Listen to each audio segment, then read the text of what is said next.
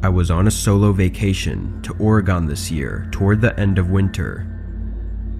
I had some extra vacation days at work, so I was just trying to use them up. The city I stayed by was small, but I really wasn't there for that. I wanted to be in the beautiful nature that Upper Oregon had, not in some crowded city. The small city had a few hotels, but they were strangely really expensive, which was why I went with an Airbnb. It turned out to be a decent ways away from the city too, which was a benefit in my eyes. The only downside was that it was a guest home, meaning there was a main house on the property that the owners lived in right next door. It wasn't the isolation I wanted, but it was better than being in a city. I arrived at the Airbnb late at night, tired from my long drive. The house was surrounded by a dense forest, which made it difficult to see anything beyond the faint glow of the porch light. As I approached the door, I knocked softly. The host, a friendly woman in her 40s, greeted me at the door and led me to the guest house. She gave me the key and showed me around the room, explaining how to use the various appliances and where to find extra blankets. We made a bit of small talk, where she told me that she'd lived here alone for 15 years and talked about the wildlife and everything. After she left, I settled in and made myself some food. As I sat at the kitchen table, I realized the glare from the moon was lighting up the whole house, and that's when I noticed that there were no curtains on any of the windows. It was odd, but I didn't think too much of it at the time. As I got ready for bed, I shoved an extra blanket over one of the windows to help block some of the light, but it didn't really work too well. The bed was pretty comfortable, but I had some trouble sleeping, waking up a few times because of a strange smell that the room had. I opened the window to let in some fresh air, but I'm pretty sure the smell was stained into the wood or something. I hoped I'd get used to it after a day, but I never did. In the morning, I woke up early and had a bowl of granola for breakfast, but while I packed my hiking bag, I got startled by the woman standing at the front window. She smiled and waved once we made eye contact. I opened the front door. She asked how my night was and if I had any problems. I said no to be non-confrontational, and she left. I got my bags together and drove out to a nearby hiking trail. By the time I got back to the Airbnb, it was late, maybe 9 o'clock. I pulled up the gravel driveway and started walking to the door when I saw the woman quickly walk away from behind the guest house. I stopped and waited for a second, a little weirded out, then kept walking and went inside. Nothing was out of place, so I didn't bother worrying about it. I went to bed a half hour later, not even bothering to cover the window again. But after just a couple minutes, I heard the distinct sound of a car coming down the gravel driveway. It pulled all the way up to the house and stopped. Someone got out, and I heard the woman greet them. They were whispering, standing outside still. I couldn't hear what they were saying, but I could tell the other person was a man from the sound of their whispers. I heard them begin walking, not into the main house, toward the guest house I was in. I opened my eyes wider and paid more attention, hearing the footsteps come closer. I looked around at all the windows frantically, feeling vulnerable like I was in a cage. Whoever was out there walked around the house slowly and stopped by the back wall. I had my eyes fixed on the window in that direction for what felt like forever, waiting for them to leave. Then, I saw the faint glow of their eyes in the corner of the window, looking back at me. I jumped up and they ran. I quickly checked out the window, seeing someone get into a truck and driving away. I immediately packed everything up and got in my car, seeing the woman come outside and try to wave me down as I drove away. I didn't stop until I got home. I don't know what happened or was happening, but something was very wrong. After a few days of thinking about it, I ended up looking into it myself, searching up the house and the woman living there. I found her Facebook account showing that she was married and had been for 15 years. I didn't find much else, but she had told me that she lived alone for 15 years, so something strange was definitely going on. It's been 4 months since, but I still think about it a lot, wondering what the woman was hiding, why the place had such a strange smell, and what the man was trying to do.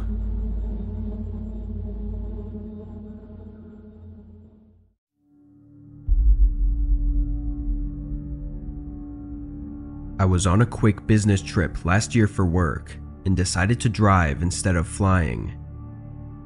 I always hated airports and planes, so I would drive any chance I got. I rented 2 Airbnbs, one on the way there and one on the way back. Everything was fine on the way up, but I can't say the same for the trip back.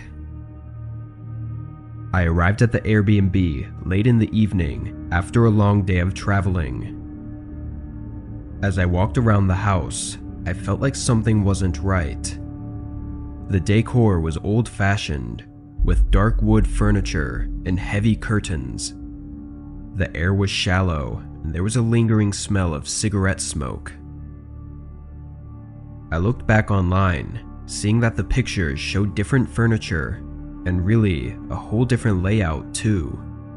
It was hard to tell if it was even the same house. It was, but it just looked so different. Being tired and annoyed, I brushed it off. I was just there for the night, so as long as it was a place to stay, then that was fine with me. The code on the door worked, so they must have just put up the wrong pictures or lied to get more bookings.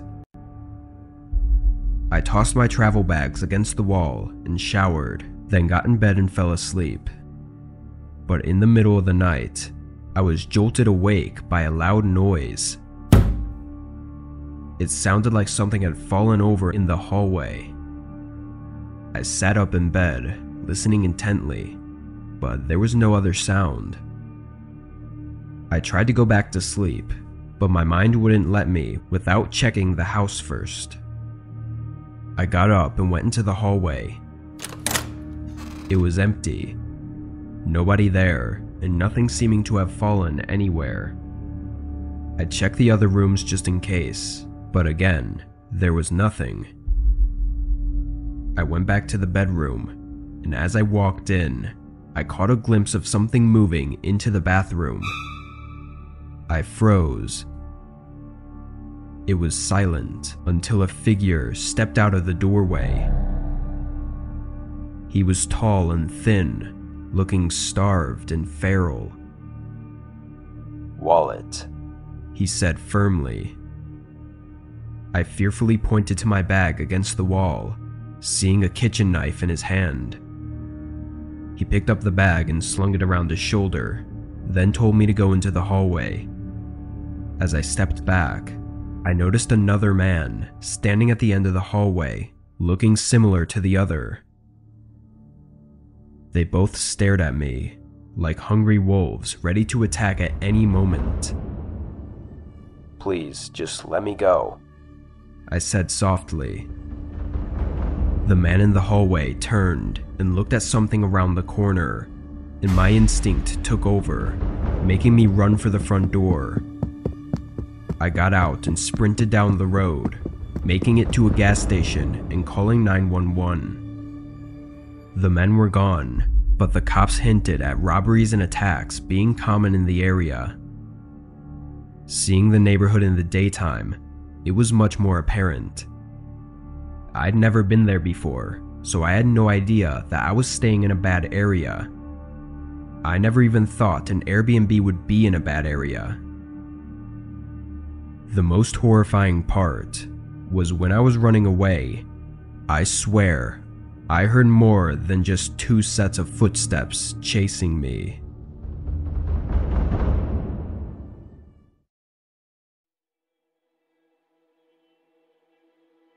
My best friend, who I'll call Michael for privacy, was coming back to town from college in the summer of 2018. I was also in college, but stayed in town for my studies.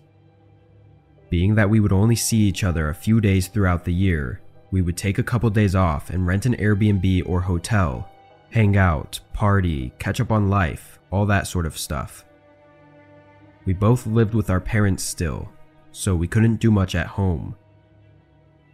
Anyway, we found a little cottage nestled in the woods, with a cozy fireplace and a great view. It seemed like the perfect spot for a weekend of relaxation and catching up. Plus, it was way cheaper than any of the other Airbnbs and hotels. It was located about 2 hours from where we were. On Friday morning, I drove over to Michael's place and picked him up, then started heading to the Airbnb. We talked and caught up, but if I'm being honest, it was kind of a boring drive. The roads were empty, and we only passed through one town on the way. When we arrived though, the cabin looked really nice, from the outside at least. We got our bags from the car and opened the front door with a key code.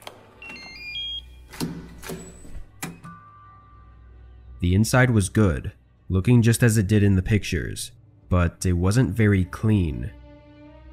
There were dirty footprints across the floors, looking like someone had been wandering in the forest and didn't take their shoes off. The bedding seemed to have been washed though, which was the more important thing. We settled in and talked for a bit, then went out to wander the forest around the cabin. Both of us were big nature people, enjoying long walks and hikes. We stumbled across a path not far from the back of the cabin and followed it for a while before it ended. Not like a normal end to a path though. There was no actual point to the path. It was just a straight line through the woods with a very sudden, abrupt ending. It was a bit weird, but really we both didn't think much of it. We followed it back to the cabin as the sun was starting to set. As we got closer, I noticed Michael was looking around a lot, like he was nervous, but he was never one to be scared. "Everything okay?" I asked. Yeah, I just thought I saw someone over there. It's probably nothing though." I looked where he was pointing, but there wasn't anything to see. It was already somewhat dark by then, so there was no use in looking. When we got back, Michael took a shower and I started making some of the food we brought, but something felt off. I couldn't help but notice that there seemed to be more footprints around the house than there were before. Some of them even went right up to where our bags were, but as far as I could tell, nothing was missing. I asked Michael what he thought, but he wasn't so convinced, saying he thought the footprints were already there. We continued with our night, getting ready for bed around 10. The way the cabin was set up, there was the living room and kitchen right when you walk in, and then one bedroom that had 2 beds and a bathroom in it. We both took a bed and fell asleep. A few hours into the night, I woke to Michael whispering my name. He was calling for me, telling me to wake up. I looked over and saw him sitting up in his bed. "What's going on?" He pointed at the door. "Someone's inside."